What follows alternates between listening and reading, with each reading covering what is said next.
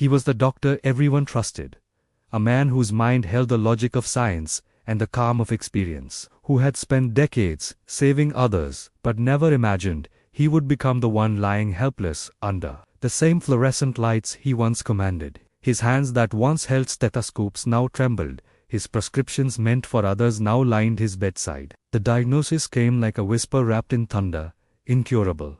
For the first time, his textbooks betrayed him. The world that once bowed to his intelligence now offered only silence. But in that silence, something else was born, a question science could not measure.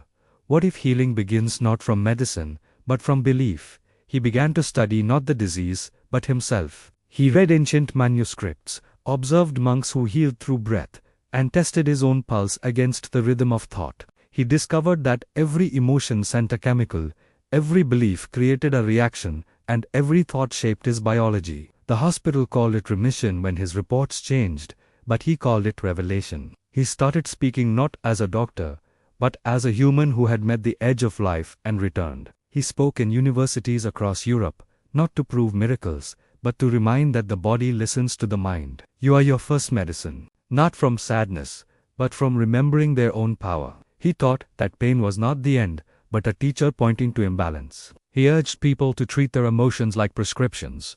Forgive daily, rest honestly, and breathe as if every breath rewrote your cells. Soon, he was called the Doctor of the Soul, a name he neither accepted nor denied. He had stopped seeking titles. He sought truth. His story spread across Europe like wildfire. Journalists, skeptics, scientists, and healers gathered to question how a dying man became a living miracle. But he only smiled and said, "I stopped fighting with what was wrong, and started aligning with what was right within me."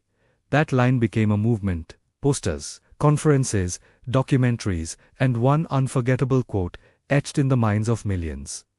Healing begins the moment you stop fearing your pain. He became a symbol of possibility, reminding a generation addicted to medicine that faith and science are not enemies but twins, searching for the same cure. Even now, years later, his hospital bed remains empty, a silent monument to human potential. And every person who hears his story begins to wonder, maybe the cure we search for is not in a bottle, but in a belief waiting to be remembered. And that belief is what the doctor wanted to leave behind. That even the most broken body can rebuild itself when the heart whispers yes. His final words before retirement still echo: "You are not your illness. You are the intelligence that can heal it."